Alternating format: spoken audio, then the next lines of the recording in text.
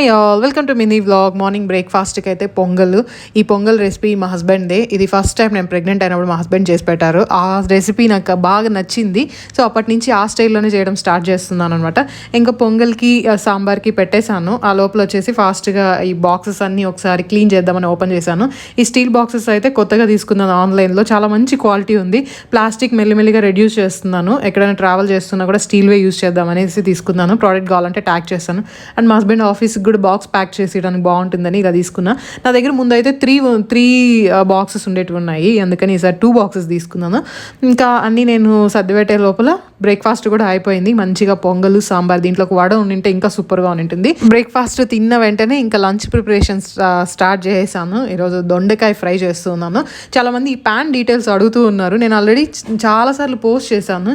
ఇది ఇండస్ వాళ్ళది. నేను లింక్ కావాలంటే ఇస్తాను. ఇక్కడ డిస్ప్లే అవుతున్న కూపన్ కోడ్ మీరు యూస్ చేశారనుకోండి 12% డిస్కౌంట్ ఉంటుంది. మోస్ట్లీ నాకు ఫ్రై చేసుకోవడానికి, ఏదైనా తక్కువ క్వాంటిటీ గ్రేవీ కర్రీస్ చేసుకోవడానికి ఇది బాగా యూజ్ అవుతుంది. చాలా మంచి క్వాలిటీ ఉంది. ఇంకా లంచ్కి అయితే రైస్, దొండకాయ ఫ్రై, సాంబారు, రసము, పెరుగు.